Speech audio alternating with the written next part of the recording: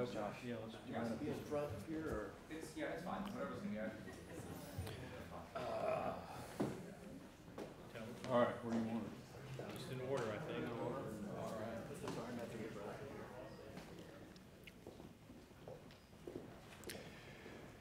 Good morning and welcome to the Texas Public Policy Foundation and our Conservative Texas Budget Press Conference. My name is Chuck DeVore. I'm the Vice President of National Initiatives for the Texas Public Policy Foundation. And this morning I will be joined by a number of members of our coalition as well as experts in all things budgetary. We'll be hearing from Talmadge Heflin, a distinguished longtime veteran of the Texas State House who runs our Center for Fiscal Policy. We'll be hearing from Bill Peacock, who is the head of our Center for Economic Freedom, and that is a center that pays close attention to how the growth of government can impinge upon the freedom of Texans. We'll be hearing also from Dr. Vance Gain, who is our economist here at the Foundation and also works in the Center for Fiscal Policy. We're also delighted to be joined this morning by Jerome Greener, who is the State Director of Americans for Prosperity Texas.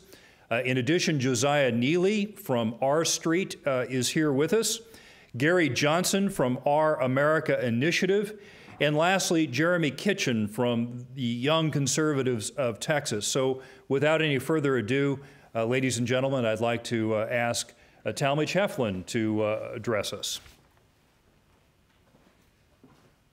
Thank you, Chuck. Good morning. Pleased to have you all in the audience, and especially those in our live stream audience. We're here to talk about the conservative Texas budget for 18-19. You might not, I guess you probably haven't been thinking about 18 and 19, but when the legislature comes into the town in 2017, they'll be writing that budget. And if they write the budget within state funds within $147.5 billion, all funds $218.5 billion, in other words, hold the growth to no more than 4.5%, we will believe and give them accolades for writing a conservative Texas budget. You have others that'll follow me that'll talk about some of the numbers, but I want to tell you a little bit about why it's important to have a conservative Texas budget. I want to go back to 2003 when we had a $10 billion shortfall as far as anticipated needs versus money that the comptroller said we had. There's the last time and the first time in many years that anything close to a zero-based budgeting had been accomplished. We worked long and hard to make that happen. The people that worked the hardest were those within the agencies that committed to work with us to write a budget within available revenue. We did that. But the tragedy was not in 2003, but in 2005. When the legislature came to town in 2005, because they didn't increase taxes, because there was frugality in spending, there was money in the bank. And so what happened in 2005 was all of the hard work that we accomplished in 2003 was undone. They went back as if they were looking at the budget of 2001 and started from there to fund from there. So we lost the work that was done in 2003. We're here today to promote a budget that will not find that the hard work of 2015 was lost. It will preserve the work that they did in 2015. And I hope that you will join with us in compelling the legislature to stay within what we consider a conservative Texas budget growth no more than 4.5%. With that, I'd ask Bill Peacock to come forward.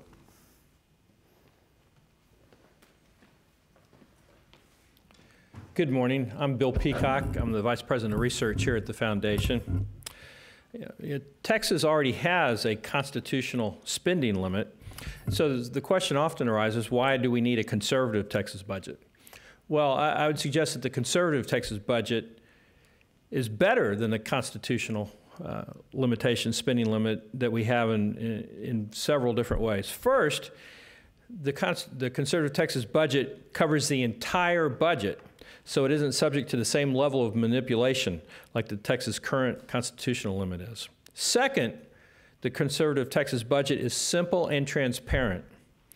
It's one number for all funds and one number for state funds, so legislators and the public don't need the LBB to tell them whether the state government is spending too much money. Either if they spend less than $218 billion, it's a conservative Texas budget. If they spend more than $218 billion, it's not. Third, the conservative Texas budget holds the legislature accountable in real time.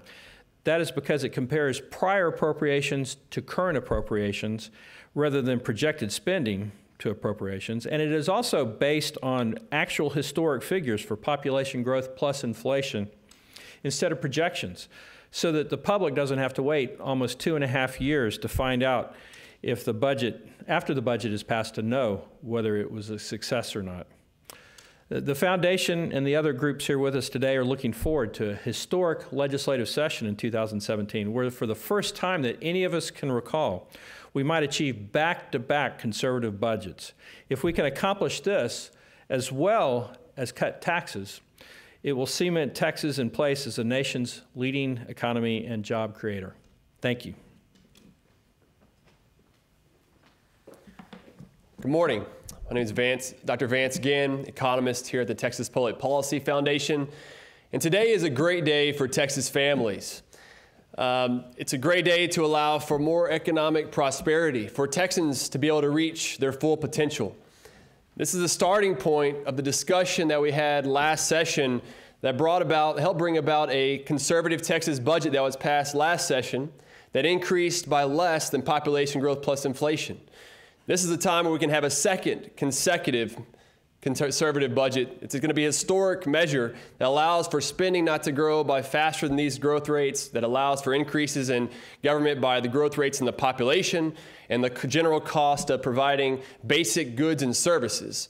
When you look back to the 2004-05 budget to the 16-17 budget, spending is up 68.5%.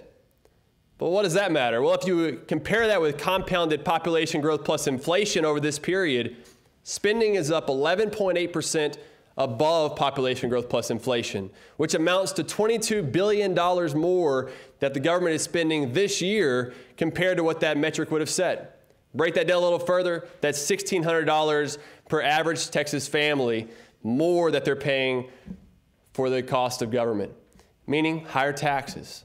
And so in order to keep taxes low, to allow for the Texas miracle to have the best opportunity to prosper and move forward, we already know it works. And it's been low taxes, low regulations, keep the economy alive and where it stays in the productive private sector and not in the hands of government. And so let's pass another conservative Texas budget that increases by no more than population growth plus inflation over the last 2 fiscal years of 15 and 16 of 4.5%, so Texans can continue to be the winner in Texas. Thank you. Good morning. We at Americans for Prosperity Texas have long advocated for responsible and economical budgeting practices. To compensate for any spending increase, Texan families will be asked to shoulder a significantly heavier burden than they otherwise would. It is our hope that our legislature recognizes the importance in a balanced budget as well as capping budget increases to population and inflation in order to keep our Texas economy strong. Thank you.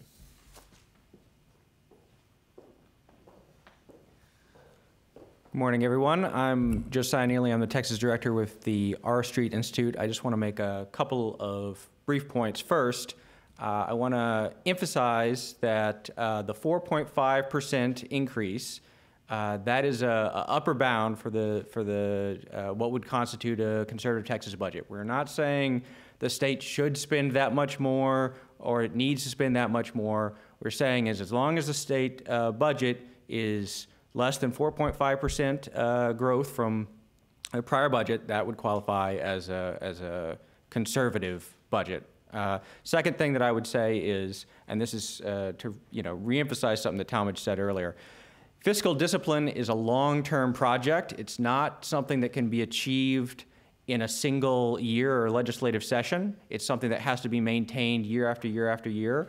We had a good session last time, but whenever you're trying to maintain, discipline in your personal life, if you're on a diet or you're trying to exercise or whatever, being able to form a habit over the long term and keep with that through good times and bad times is very important.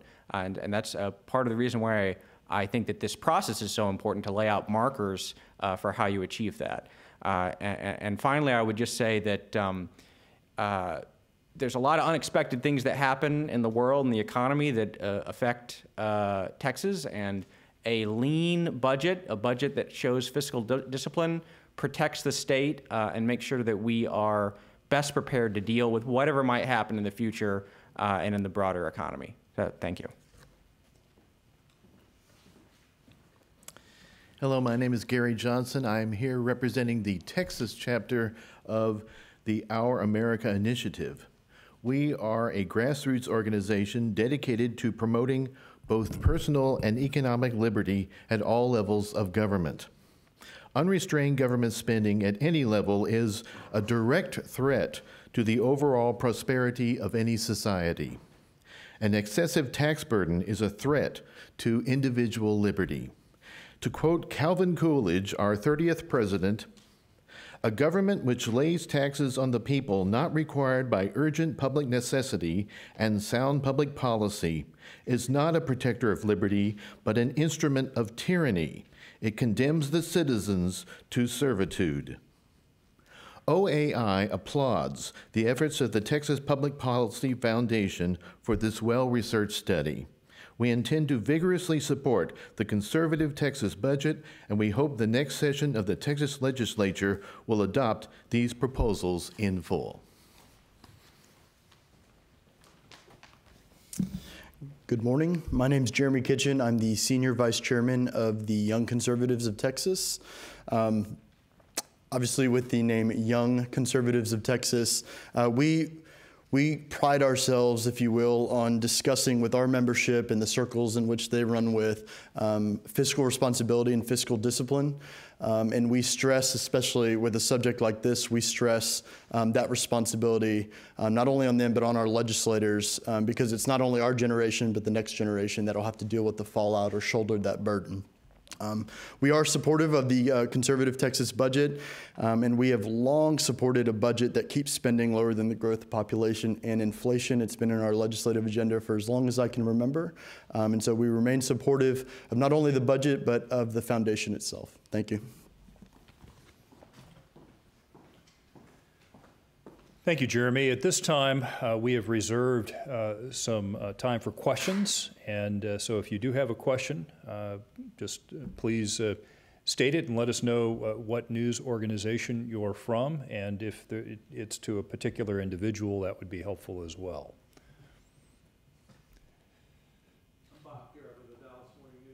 Just to be clear, you're using the same definition for next session as you used on last session in determining a conservative budget, because I thought I had seen somewhere where you were going to compounded population growth and inflation, but this seems to be just adding them again, right? That would be correct.